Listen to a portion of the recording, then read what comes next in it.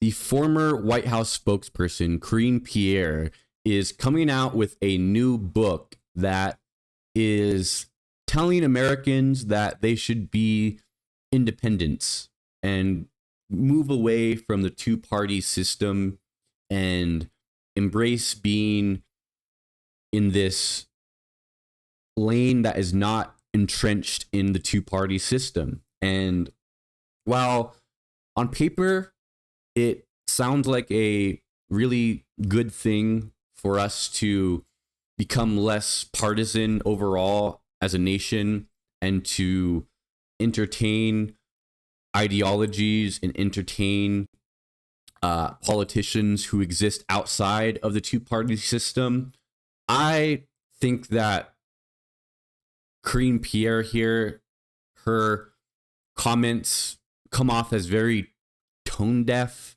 and perhaps really kind of missing the moment in that we're in American history and American politics.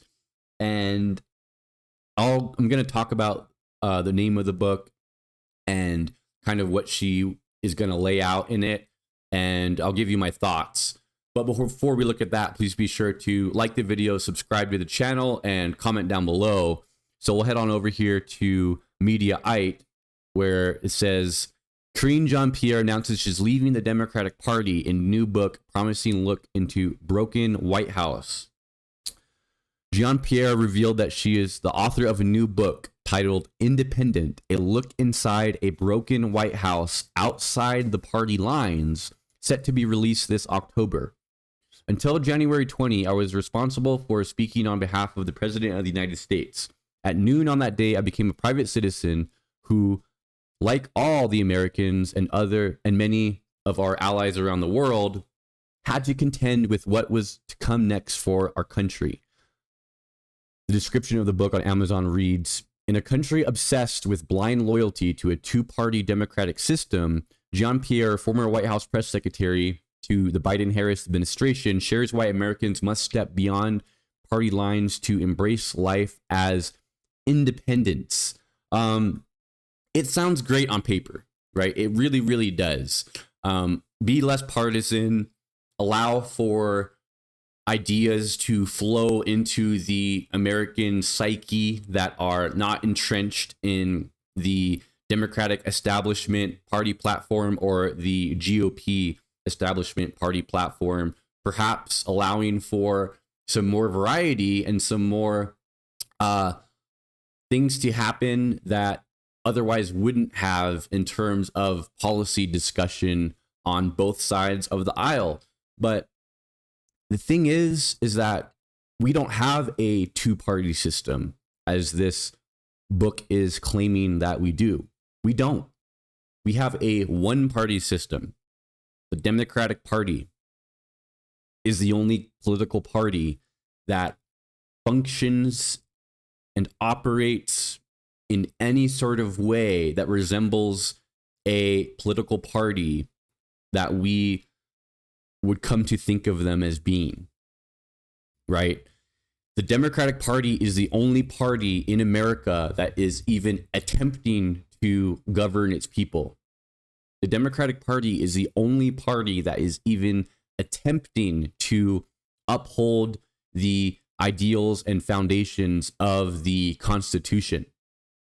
So what are we supposed to do, right? In a situation like that, if you are a lover of this country and you are a lover of democracy, in my opinion, the only path forward is to support the party that is supporting the democratic ideals and the constitutional foundations of our nation. That's what you do, right? I'll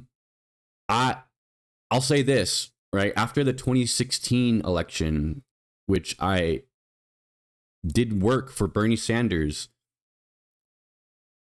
I was very, very disillusioned with the Democratic Party. I felt like I didn't have a political home in the Democratic Party, and I changed my voter registration to independent after the 2016 election. I did. And it took me watching what Donald Trump did to the country in his first term.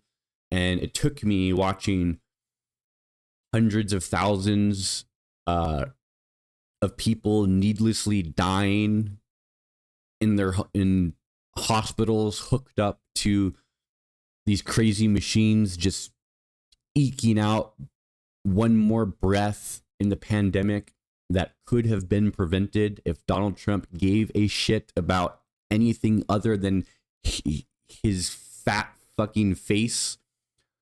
But lo and behold, he doesn't. And hundreds of thousands, perhaps millions of people needlessly died in the COVID pandemic. And Donald Trump wreaked havoc on the American people and democracy in this country in his first term.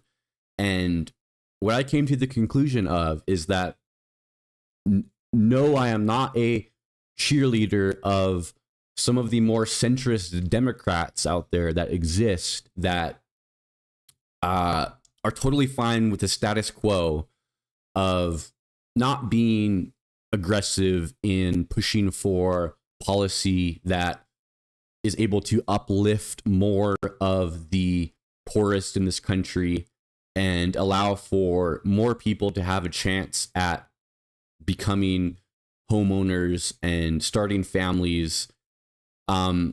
There are a certain corporate element of the Democratic Party that exists that is okay with the status quo. And I don't think that being a Democrat and voting blue no matter who is an endorsement of those politicians per se, right? This is where the left and the right very much differ, right? We can have, well, we do have a left in this country that is divided on many issues, right? Whereas the right has turned into a sports team where you're MAGA, you're all for everything MAGA in every instance, or you're a rhino. And that's not how it should be in politics, but that's what the right has turned into. It's helped them politically achieve power, but it hasn't really helped any sort of nuanced discussion about policy that's going to effectuate the lives of the American people. It definitely hasn't done that. It's given them hard power. But I firmly believe that it is totally, totally possible to be a Democrat, vote blue no matter who, and even vote for politicians who are the lesser of two evils and are not going to mess up things as much as the right. That we have a moral imperative to support those politicians, even if it's not where me as a progressive or we as progressives are getting each and every policy measure that we want with every candidate, Democratic candidate out there, right? We need to be unified in this day and age that the right wing in this country is non-democratic. They are fascistic. They do not represent the ideals of the founding fathers who wrote our beautiful, amazing Constitution. They're anti-American, traitors. Republicans are traitors to America. And the Democratic Party is the only party left in government that is doing any sort of work whatsoever to keep the wheels of our democracy rolling and to keep the heartbeat of this country pumping, despite every single effort that has been made by the right wing to cut off the blood supply to our pumping, thriving heart of democracy in our country. We don't have much of any other option, unfortunately. I would love for it to be a different way, where voting independent, independent candidates had any sort of impact or any sort of snowball's chance in hell to make a dent in the electoral college. They don't. Okay, they simply don't. And I'm not saying that, oh, that means that people shouldn't run as independents, or it's just, you're just wasting your time and money running as an independent. Okay, no. Okay, this is America, right? Each and every person has the right to express their ideas and run for office under any political umbrella that they want, granted to them in the First Amendment of the Constitution. Probably the most important amendment in the Constitution. That's probably why they put it first. But overall, Karine Jean-Pierre's message here is, I think it's going to fall on deaf ears. And I think there's going to be a lot of people going, well, you totally rubber stamped and were a total cheerleader for each and everything that the Biden administration did and said, which of course, as her job as the spokesperson, that's her job description, right? But to go from